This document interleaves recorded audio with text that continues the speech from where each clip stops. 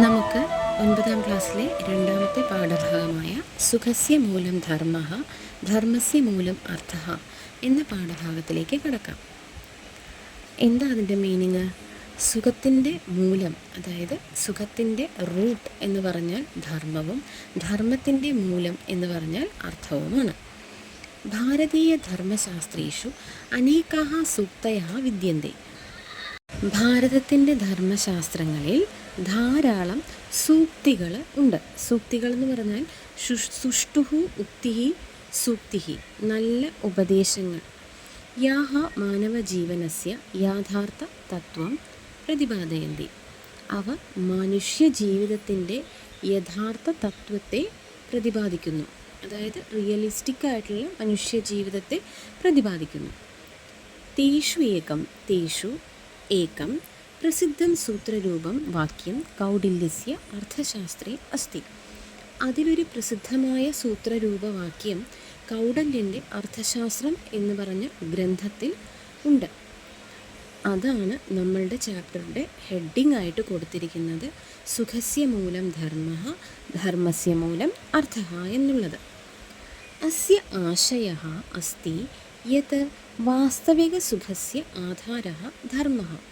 ഈ ആശയം പറയുന്നത് നമ്മളുടെ സുഖത്തിൻ്റെ വാസ്തവികമായിട്ടുള്ള ആധാരം അല്ലെങ്കിൽ ബേസ് എന്താണ് നമ്മുടെ സുഖത്തിൻ്റെ?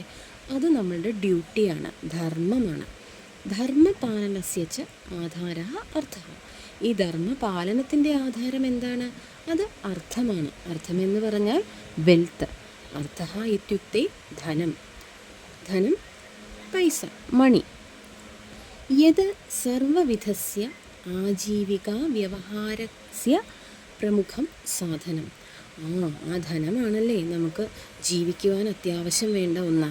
അപ്പം നമ്മളുടെ ജീവിതം മുന്നോട്ടേക്ക് കൊണ്ടുപോകണമെങ്കിൽ നമുക്ക് ധനം അത്യാവശ്യമായ ഒന്ന് തന്നെയാണ്.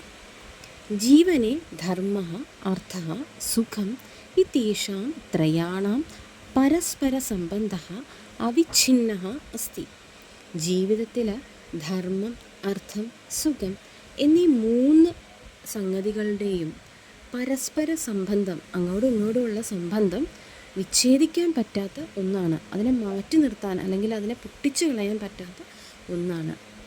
യഹ ജനഃ ന്യായപൂർവകം അർത്ഥോപാർജനം കരോതി സഹ ധർമ്മപാലനം കർത്തും സമർത്ഥഃ ഭവതി. ജീവനത്തിൽ അല്ലെങ്കിൽ ജീവിതത്തിൽ യാതൊരുവനാണോ നല്ല രീതിയിലുള്ള ന്യായപൂർവകമായ അർത്ഥം ആർജിക്കുന്നത്, അതായത് പണം ഉണ്ടാക്കുന്നത്, അവന് മാത്രമേ എന്ത് സാധ്യമാകൂ? നല്ല രീതിയിൽ ധനം ആർജിക്കുന്നവന് മാത്രമേ നല്ലതുപോലെ ധർമ്മം പരിപാലിക്കുവാൻ സാധിക്കുകയുള്ളൂ.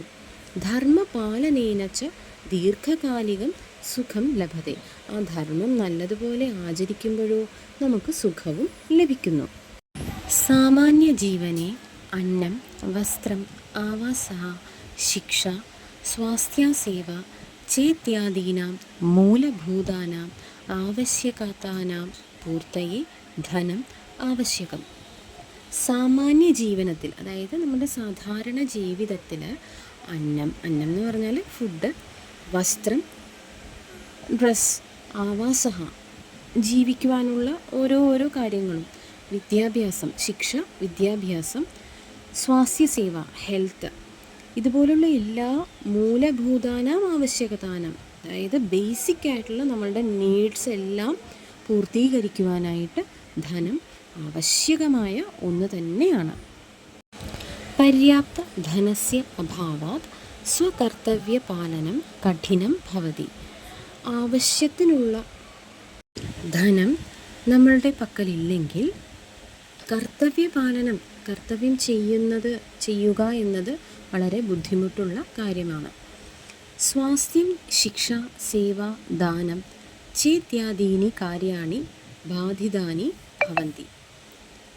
അതായത് നമ്മളുടെ ആരോഗ്യം, ശിക്ഷ, വിദ്യാഭ്യാസം, സേവ, സർവീസ്, ദാനം ചെയ്യുക തുടങ്ങിയ കാര്യങ്ങളെല്ലാം ധനം ഇല്ലെങ്കിൽ അവയെല്ലാം ബാധിക്കപ്പെടും. അതായത് നമുക്ക് ചെയ്യാൻ സാധിക്കില്ല. ദൈനംദിന ജീവനം ച അസന്തുലിതം ഭവതി. നമ്മളുടെ ഡെയിലി ലൈഫ് തന്നെ ഒരു അസന്തുലിതം എന്ന് പറഞ്ഞാൽ അത് കറക്റ്റായിരിക്കില്ല, അതിൻ്റെ കൺസിസ്റ്റൻസി ഉണ്ടാവില്ല. അതഃ ധർമ്മശാസ്ത്രേ ചതുർവർഗേഷു ധർമാർത്ഥ കാമമോക്ഷാദിഷു അർത്ഥഃ അന്യതമഃ സ്തംഭഃ ഇതി ഗണ്യത്തെ.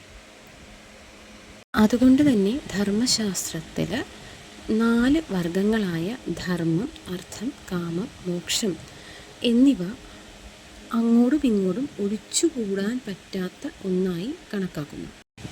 ഉക്തം ഗരുഡപുരാണേ ബ്രഹ്മോ മുഹൂർത്തേ ചോധ്യായ ധർമ്മമർത്ഥം ച ചിന്തയേത്. അർത്ഥാത് ദിനസ്യ ആരംഭേ ധർമാർത്ഥയോഃ ചിന്തനം ആവശ്യകം. ദിവസം ആരംഭിക്കുമ്പോൾ തന്നെ ധർമ്മത്തെക്കുറിച്ചും അർത്ഥത്തെക്കുറിച്ചുമുള്ള ഒരു ചിന്തനം എന്ന് പറഞ്ഞാൽ ഒരു ഐഡിയ, ഒരു കാൽക്കുലേഷൻ ആവശ്യമായിട്ടുള്ള ഒന്ന് തന്നെയാണ്. സ്വസ്ഥഃ ആർത്ഥിക വ്യവഹാരഃ ത്രിവിധഃ ഭവതി. ഹെൽത്തി ആയിട്ടുള്ളൊരു ഫിനാൻഷ്യൽ ഡീലിംഗ് എന്ന് പറയുന്നത് 3 വിധത്തിലാണ് ഉള്ളത്. ന്യായപൂർണം അർത്ഥോപാർജനം, സന്മാർഗേണ ഏവം ധനാർജനം കരണീയമിതി. അതായത് നല്ല മാർഗത്തിലൂടെ മാത്രമേ ധനാർജനം പാടുള്ളൂ.